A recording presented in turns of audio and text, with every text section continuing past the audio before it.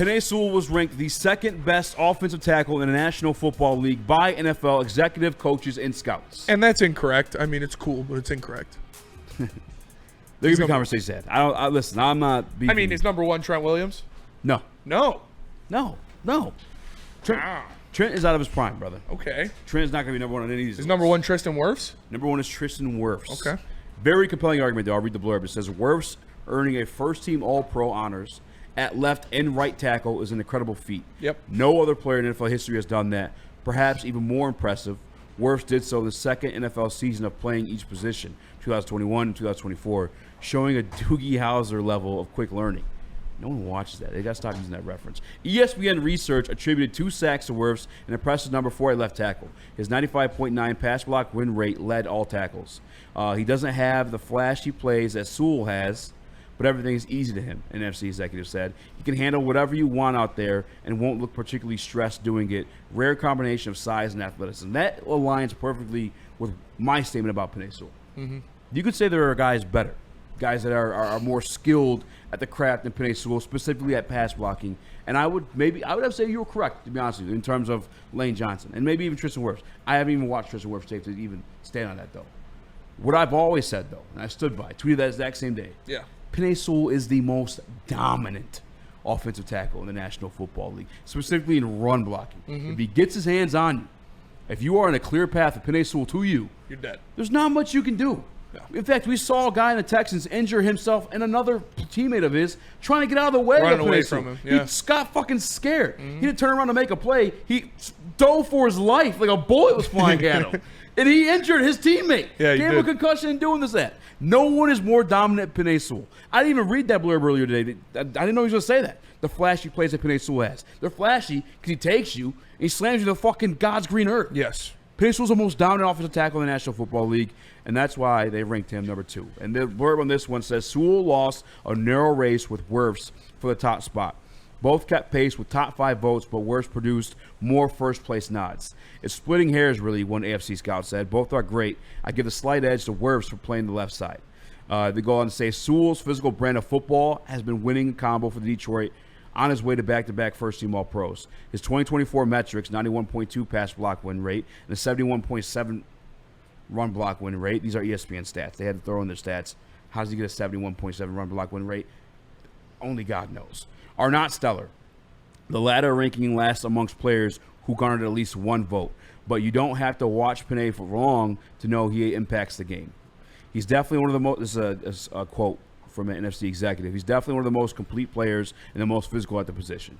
I just feel like there's a few others that are more dominant in both phases. Sewell showed discipline in 24 with just 3 penalties committed in 17 games played.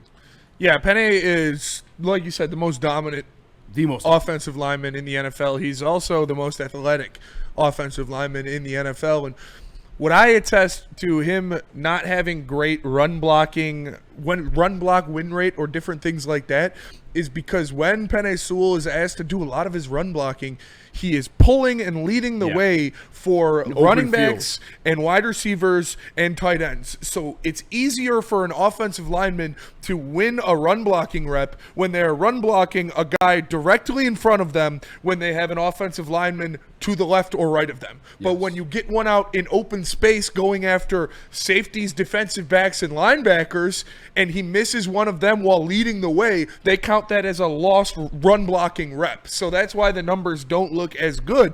But everybody who watches football knows that Penei Sewell is one of, if not the best offensive tackles in the NFL. He is just special when he gets out there, what he does for the team.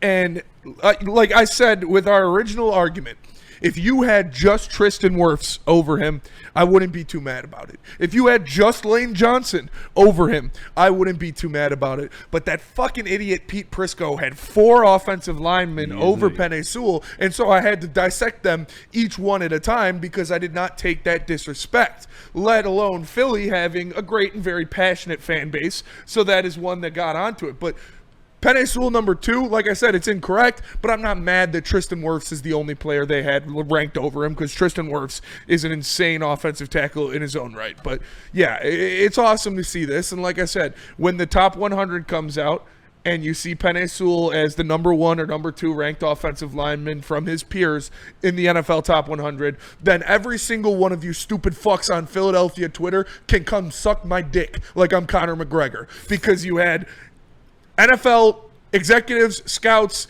and coaches rank him number 2 only behind Tristan Wirfs, and I guarantee he's going to be in the top 10 of NFL players rankings as well, and he will be one of the first, if not the first ranked offensive lineman on that NFL top 100 list. So if you guys on Twitter who are great fans think you know more than NFL players and NFL coaches, executives, and scouts, do whatever you got to do. But people who know ball, like at the highest order because they get paid to do it, are saying Penei Sewell is one of, if not the best offensive lineman, and he's better than Lane Johnson. So now I will say there was one ball knower that spoke out against this, and there are ones that spoke out against us as well.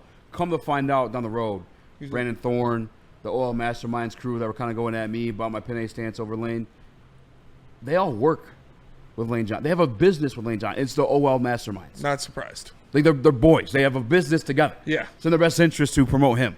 He's part owner of that. But one of them did come out. I don't know if he's part of the Oil Masterminds, but it's Mitchell Schwartz. He's an all-time great offensive lineman, too. He says, whoever's running Sewell's PR firm needs a raise. I don't care how good of a run blocker you are. Being an average or above-average pass blocker means you aren't the best at your side or the second-best overall tackle. Everyone's going to think I hate Sewell. I don't. He's still the second-best right tackle for me. He's just not good enough to be getting the accolades and praises he currently is. This is from Mitchell Schwartz, a former All-Pro, I believe played guard. An average, he had 1 sack allowed last year. Yeah. That's an average pass blocker? What the fuck are you even talking about, dude? He's not anywhere near an average pass blocker. He is one of the top 5 best pass blocking offensive linemen in the NFL. So if you want to pick hairs at that, whatever. But to say he's average is just disrespectful, and it sounds old-heady. Yes, Mitchell Schwartz. He's a 4-time All-Pro for the former Kansas City Chiefs, or for the Kansas City Chiefs and the Browns. And he won the Super Bowl with them, too. Like we talked about, Penei Sewell played over 3 games more of snaps last year than Lane Johnson did, and he only allowed 1 sack. That alone qualifies him over Lane Johnson, in my opinion, because the best ability is availability. Yeah. And that doesn't – this is the one rare occasion while I'll pluck something from Rob Parker and use it in my debate, but it's – Lane Johnson, not a Lifetime Achievement Award. No. Yeah, you were the best right tackle in the National Football League for a very long time. Probably of all time. Of all time. Probably, yeah. Of all time. I'll put it out there, for sure. For about it's a long time. 7 to 8 more years until Penei Sewell's career is winding down. He's not that anymore. He's not really available anymore. He's more injured now. And we've seen the tape. They may not statistically count as a sack, but the guys have gotten through. I'm not disrespecting Lane Johnson either. I don't want people to think I'm shitting on him. I think he's the best offensive tackle of all time. At least right offensive tackle of all time. But right now, Penei Sewell's the better right tackle, without a doubt, in my opinion. The numbers back it with the sacks, and obviously we know in the run block game it's Penei's. Yeah. Like I said, you had the guys on Twitter that were using Lane Johnson's stats and snaps, including his postseason stats, but not putting in the sacks, pressures, and penalties he had in the postseason, which would have made his year worse than Penei Sewell's. So you're an idiot, and I don't respect your opinion when you do shit like that. And yeah, like I don't know, calling him a mid pass blocker when he only allowed 1 sack in over 700 snaps or something. Like, come on, dude. Like, what are we doing here? You can do that without being disrespectful. And if you say, I think Lane Johnson is a better pass blocker than Penei Sewell, I wouldn't be too mad about that. But to say Penei Sewell is a mid pass blocker is just false. Yeah, that's incorrect. Like, it's just not true. I love Penei Sewell. My favorite player, although kind of forced retirement, but officially retired, Dominican Sue. Penei is the offensive tackle version of him. Yeah. Like, don't get it. Like, he is a monster out there. A nice guy off the field, too. But, yeah, Penei Sewell ranked the second best offensive tackle in the National Football League. Lane Johnson then after him, and then who gives a fuck who was else on the Lane list? Johnson's third? Yeah, Lane Johnson was third. Is Trent Williams in the top 10? Trent Williams number 4. 4? Okay, Yep. that makes sense. Darrisaw up there? Darrisaw was 9. Tunsil's probably 5? 7. 7. Texas trading away for a pack of blacks in the BC. That's crazy. What's his name from the dude from New England? What's his name? No. No? Andrew Thomas from the Giants is there. Andrew Thomas is good. Deion Dawkins from the Bills, he's really good. He is really good, too. He's huge, dude. He is huge. And Rashawn Slater. Slater? Yep.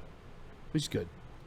I remember people started. He's going to get. People used to have him ranked over Penei. Joe Alt's going to be on that list next year. I can see it. I didn't really watch his stuff and go back. Do you have the honorable mentions? Honorable mentions are. Because speaking of Joe Alt. He's an honorable mention? Honorable mention. Yeah. He's going to be so good, dude. Tough, smart, young, and still growing into his body and very technically sound. He'll only get better, an AFC executive said. Is Taylor Decker an honorable mention? Is that why you said and like that? Taylor Decker, honorable mention. Wow. He has always been underrated to me. Big, smart, very steady, good in the run game, can handle power. Nothing flashy, but a very consistent player. That's exactly how I describe that is, yeah. He is consistently good. Thank God for Baltimore lists. Yeah. Like he is a Pro Bowl level tackle, and he pretty much has been for a majority of his career. So it's good to see Taylor get that respect. Dude, the Raiders got one in here. Taylor's a big fuck too, man. He is huge. I think Taylor's 6'8". Yeah. It's great to see Taylor Decker get some deserved shine, honorable mention.